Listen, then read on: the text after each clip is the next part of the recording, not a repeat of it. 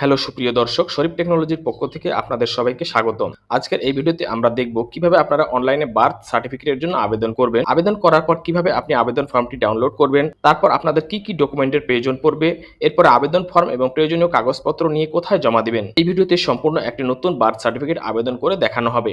আপনাদের যদি বয়স কম বা বেশি হয়ে থাকে তাহলে কিভাবে আপনারা আবেদন করবেন এবং কি ডকুমেন্টের প্রয়োজন পড়বে সবকিছু নিয়েই থাকছে আজকের এই ভিডিওটি। আজকের এই ভিডিওটি থেকে আপনারা একদম অ্যাপ্লিকেশন থেকে শুরু করে বার্থ সার্টিফিকেট হাতে পাওয়া পর্যন্ত কি স্টেপ পার করতে হবে সে সবকিছু এই ভিডিওর মাধ্যমে জানতে পারবেন। তো আপনাকে অনলাইনে বার্থ সার্টিফিকেট অ্যাপ্লিকেশন করার জন্য যে ওয়েবসাইটে আসতে হবে সেই ওয়েবসাইটের লিংকটা আমি এই ভিডিও ডিসক্রিপশনে দিয়ে রেখেছি। এখানে ক্লিক করা মাত্রই আপনাকে এই পেজে নিয়ে আসবে।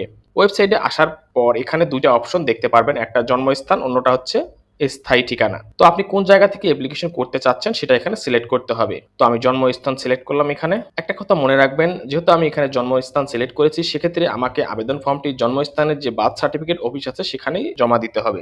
এরপর নিচে আরো একটি অপশন দেখতে পাচ্ছেন আপনারা, আপনি যদি বাংলাদেশ দূতাবাসে জন্ম নিবন্ধন আবেদন করতে চান তবে এটি নির্বাচন করুন, তাহলে আপনারা এটি নির্বাচন করবেন। তো আমি জন্মস্থান থেকে যেহেতু করতেছি, জন্মস্থানে দিয়ে পরবর্তীতে ক্লিক করলাম। পরবর্তীতে ক্লিক করার সাথে সাথে দেখতে পাচ্ছেন একটা ফর্ম চলে এসেছে, এটা আপনাকে পূরণ করতে হবে। তো এখানে প্রথমে দেখতে পাচ্ছেন আপনারা নামের অংশ বাংলায় এবং পরে দেখতে পাচ্ছেন নামের অংশ ইংরেজিতে। এভাবে আপনাকে দুটোই পূরণ করতে হবে, তাহলে আপনার যে জন্ম নিবন্ধন থাকবে তার এক পাশে হবে বাংলা, অন্য পাশে হবে ইংরেজি। এভাবে আপনাকে সবকিছুই পূরণ করতে হবে এখানে। তো আমি এখানে নামের প্রথম অংশ এবং নামের শেষের অংশ বাংলায় লিখলাম, এরপরে নামের প্রথম অংশ ইংরেজিতে লিখতে হবে, এরপরে নামের শেষ অংশ আমি ইংরেজিতে লিখলাম, এরপরে জন্ম তারিখ এখানে দেখতে পাচ্ছেন আপনি জন্ম তারিখ।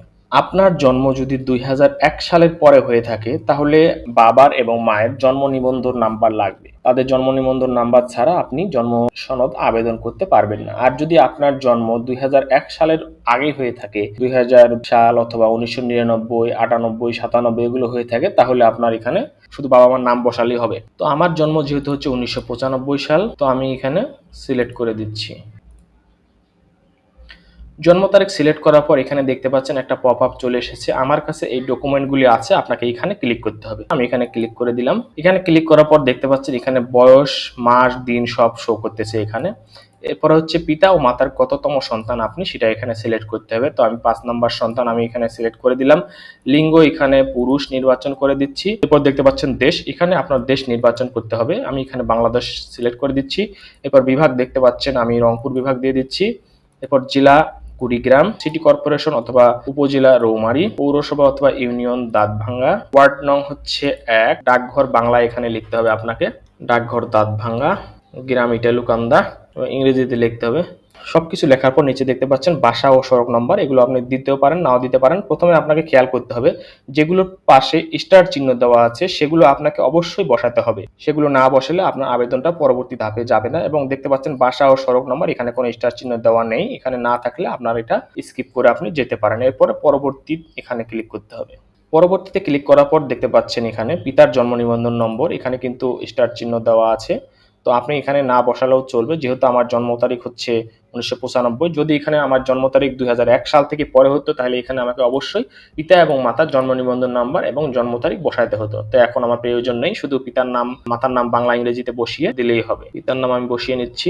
পিতার নাম এবং মাতার নাম বসানোর পর দেখতে পাচ্ছেন পিতার জাতীয়তা বাংলাদেশি, মাতার জাতীয়তা বাংলাদেশি, এগুলো লেখার পর আপনাকে পরবর্তীতে ক্লিক করতে হবে। পরবর্তীতে ক্লিক করার পর দেখতে পাচ্ছেন জন্মস্থানের ঠিকানা ও স্থায়ী ঠিকানা একই। যদি আপনার জন্মস্থানের ঠিকানা এবং স্থায়ী ঠিকানা একই হয় তাহলে এখানে শুধু আপনি ক্লিক করবেন, আর যদি আলাদা আলাদা হয়ে থাকে তাহলে আপনাকে এখানে বসিয়ে নিতে হবে। এরপর নিচে দেখতে পাচ্ছেন স্থায়ী ঠিকানা ও বর্তমান ঠিকানা একই। যদি আপনার স্থায়ী ঠিকানা এবং বর্তমান ঠিকানা একই হয় তাহলে এখানেও সেম ভাবে আপনি ক্লিক করে যাবেন, এবং যদি আলাদা হয়ে থাকে তাহলে আপনাকে এখানে আলাদা করে বসাতে হবে। আমার যেহেতু একই, আমি একই সিলেক্ট করে নিলাম এবং তারপরে পরবর্তীতে ক্লিক করলাম। পরবর্তীতে ক্লিক করার পর এখানে দেখতে পাচ্ছেন আপনি কি নিজের জন্য আবেদন করতেছেন নাকি অন্য কারো বাচ্চার জন্য অথবা নিজের বাচ্চার জন্য আবেদন করতেছেন। যেহেতু আমি নিজের জন্য আবেদন করতেছি তাহলে আমি এখানে নিজ দিয়ে দিলাম। আপনি যদি আপনার ছেলে অথবা মেয়ের জন্য করেন তাহলে এখানে অন্যান্য দিয়ে আপনাকে এখানে পূরণ করতে হবে। তো আমি এখানে নিজে ক্লিক করলাম। এখানে ক্লিক করার পর দেখতে পাচ্ছেন আমি সজ্ঞানে ঘোষণা করতেছি যে উপরে বর্ণিত যাবতীয় তথ্য সঠিক এবং আমার আবেদনাধীন ব্যক্তির অন্য কোথাও জন্ম নিবন্ধন হয় নাই বা হইয়া থাকিলে আমি তাহার জন্য আইনত দায়ী থাকিব। এখানে আপনাকে কমপক্ষে 2টো ফাইল আপলোড করতে হবে। আপনার যদি এনআইডি কার্ড থাকে তো আপনি এনআইডি কার্ডটি আপলোড করে দেবেন এখানে। এনআইডি কার্ড যদি না থাকে তাহলে আপনাকে অবশ্যই একাডেমিক সার্টিফিকেট তার একটা কপি এখানে আপলোড করে দেবেন। এরপরেও আপনাকে আপলোড করতে হবে ইউটিলিটি বিল অথবা আপনার বাবা মার এনআইডি কার্ডের ফটোকপি, এটা এখানে আপলোড করতে পারেন আপনি। তো আমি সংযোজনে ক্লিক করে ফাইলগুলো আপলোড করে নিচ্ছি। তো আমি আমার প্রথমে এনআইডি কার্ডটি আপলোড করে নিচ্ছি, এরপরে সিলেক্ট টাইপ হচ্ছে, এরপরে পরেরটা আপলোড করে নিচ্ছি আমি হচ্ছে ইউটিলিটি বিল। এগুলো সিলেক্ট করার পর দেখতে পাচ্ছেন এখানে স্টার্ট নামে একটা অপশন আছে, আপনাকে স্টার্ট করতে হবে এবং পরেরটা স্টার্ট করে দিতে হবে। এরপর আপনাকে পরবর্তীতে ক্লিক করতে হবে। পরবর্তীতে ক্লিক করার পর আপনার যে আবেদনটা আপনি করলেন, যে ইনফরমেশনগুলো আপনি এখানে দিয়েছেন তার সবগুলো এখানে শো করতেছে। আপনি দেখতে পাচ্ছেন এখানে আমার নাম, স্থায়ী ঠিকানা, বর্তমান ঠিকানা, বাবার নাম, মায়ের নাম সবগুলো আপনি ঠিকমতো চেক করার পরে আপনাকে এখানে একটা ইমেল অ্যাড্রেস দিতে হবে এবং আপনার মোবাইল নাম্বারটা দিতে হবে। এইগুলো দেওয়ার পর দেখতে পাচ্ছেন এখানে ওটিপি পাঠান, এখানে একটা অপশন আছে, এটার মধ্যে ক্লিক করতে হবে।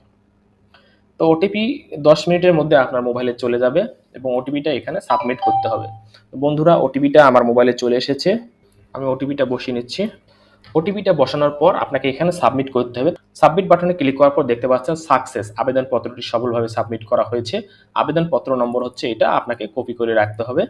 এরপর আবেদন প্রকৃতি জন্ম নিবন্ধন আবেদন, আপনার কার্যালয়ের নাম হচ্ছে দাঁতভাঙ্গা, রৌমারী, কুড়িগ্রাম, রংপুর বিভাগ, বাংলাদেশ। আপনাকে এই অফিসে গিয়ে আপনার যে আবেদন ফর্মটি আছে সেটা নিয়ে জমা দিতে হবে এবং আপনার নির্ধারিত মোবাইল নাম্বার এখানে দেখতে পাচ্ছেন।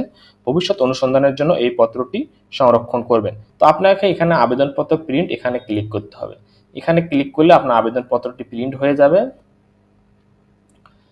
তো বন্ধুরা দেখতে পাচ্ছেন আবেদনপত্র ওখানে ক্লিক করার পর যদি এরকম আসে তাহলে আরেকটা উপায় আছে আপনার আবেদনপত্রটি ডাউনলোড করার। তো এখানে দেখতে পাচ্ছেন অনেকগুলো অপশন আছে, তো আপনাকে জন্ম নিবন্ধনের উপরে আপনার মাউসটা রাখতে হবে। রাখার পর দেখতে পাচ্ছেন এখানে জন্ম নিবন্ধন আবেদনপত্র প্রিন্ট, এখানে ক্লিক করতে হবে। এখানে ক্লিক করার পর দেখতে পাচ্ছেন জন্ম নিবন্ধনের জন্য আবেদন, এখানে ক্লিক করবেন। এরপর আপনার যে অ্যাপ্লিকেশন আইডি ট্যাগ ছিল কপি করে নিলাম আমি, সেটা এখানে দিতে হবে।